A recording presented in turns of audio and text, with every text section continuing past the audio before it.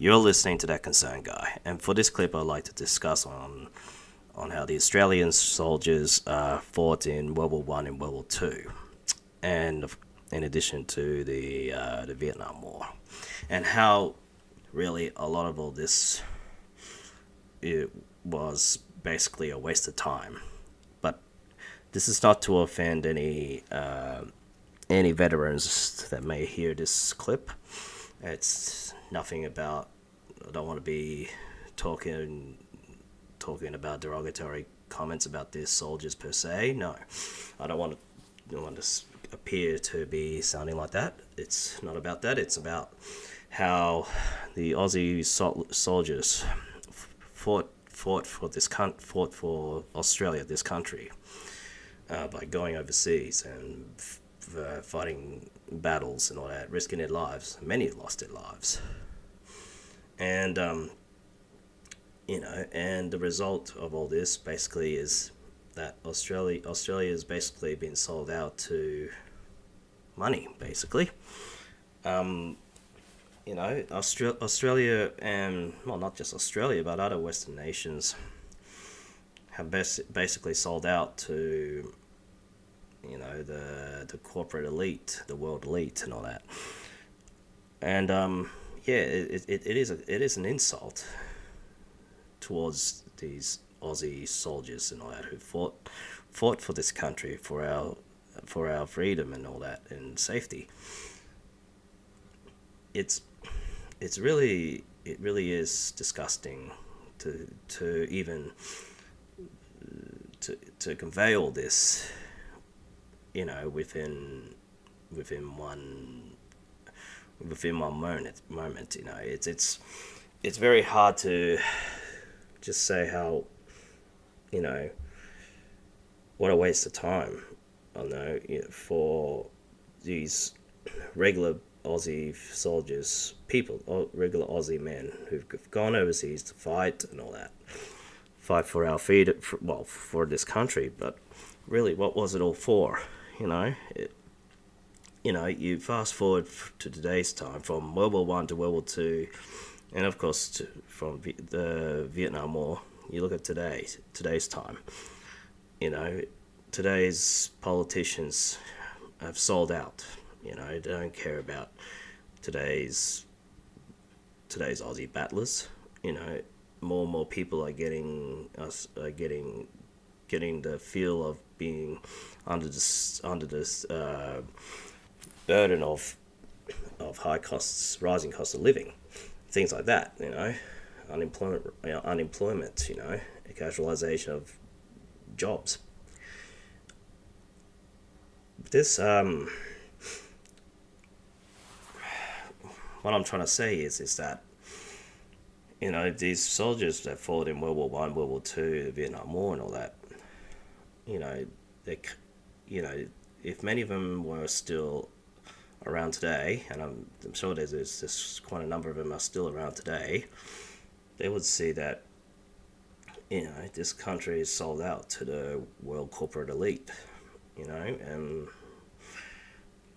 it's such a, it's, to fight for one of the luckiest countries in the world, but it is now being controlled by the corporate shills and the shills of the world elite, and and not to only see that today's generation is feeling the burden of lack of employment and worrying about whether they're going to keep their current jobs, or how they're going to pay off their mortgages, and how they're going to pay off for their children's expenses, etc., etc.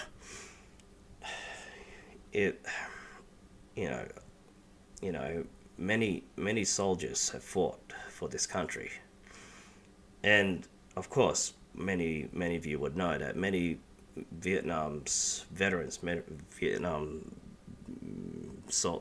War veterans who came back from Vietnam, came back to Australia. They weren't weren't greeted very well. They were treated like as if they were the enemy. fighting the war that was not believed to be the right thing during that time. Well, of course, many of these soldiers were conscripted. They were drafted, so they had no choice but to go. They were forced to go to Vietnam and fight the war there. So, but yet at the same time, they come back to Australia and they were treated like less than dirt.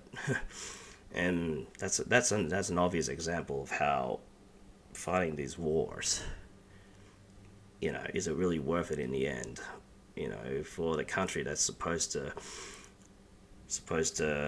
look out for your families, look out for your communities, your society, your nation. It's yes, it's hard enough that these soldiers risk their lives going overseas, and many of them don't come back. And this does put a lot of tears on the families' faces back who remain back home.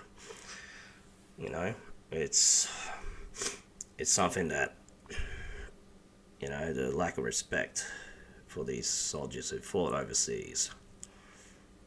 And those who have survived and were able to come back to Australia can remember the horrific battles and the war-torn experiences they faced, and to be slapped in the face with disregard and no sense of respect or whatever. And today's government is selling out this country out to the small elite hands. You got like, for example, the Chinese are buying up this many property and other investments. Well, buying up these properties and all that, and raising the cost of prices in the housing market. It makes it more challenging for young Aussies who want to enter the housing market for the first time. This is one thing that the descendants of many of these Aussie soldiers will face now in the future.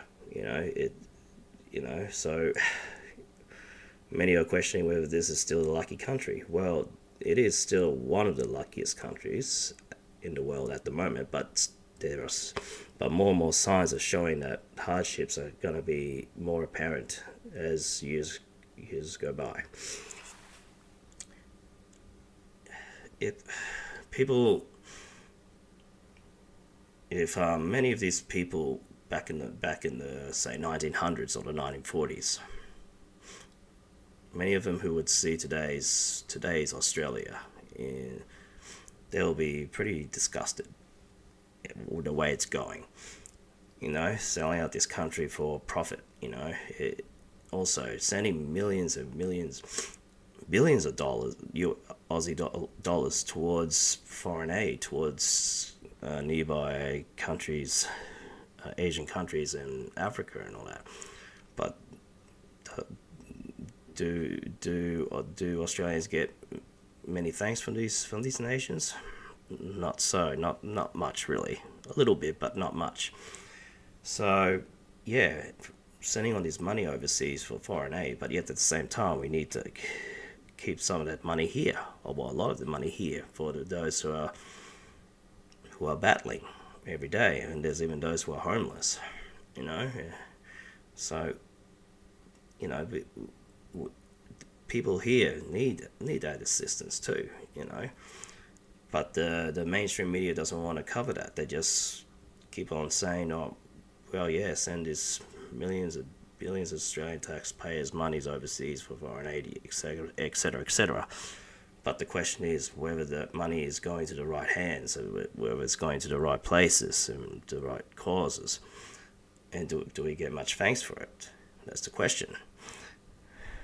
And that's just another example of how many of these people who witnessed or lived through the 1900s or 1940s during this war, or the 1910s, during the years of World War One and World War Two, if they saw what, if they are still here today, they'll be thinking, what was all that for? You know, all that effort, all that lives being lost, was it worth it or not?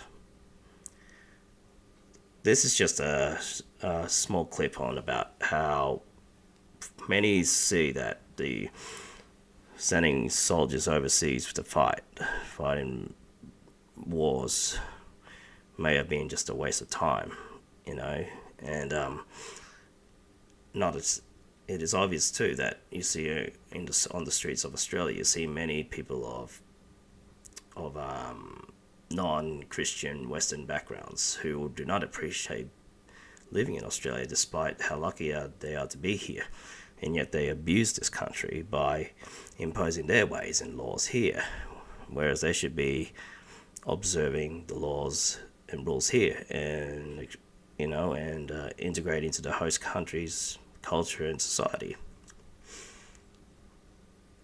Things like that. This things are it's bringing Australia towards a downfall. But of course, this is all politically incorrect. Of course, this is seen as bigotry and all that, blah blah blah, etc., etc. And the use of shaming word tactics on that. Well, more people are waking up, and it's slowly it's slowly seen as a tactic that is just to shame people instead of providing good arguments and all that, But of course, there's many people who see different views from different angles on this topic. Maybe they see it from a different view that's different from what's been said here. But sure, it's sure everyone's got their own views and angles on this sort of topic here. Fair enough, but still, it's still fighting for your country that is supposed to look out for your families while you're overseas fighting, and for their children and grandchildren and future great grandchildren. Was it all worth it? You have been listening to That Concerned Guy. Thank you for listening. Subscribe to my channel, and catch you next time.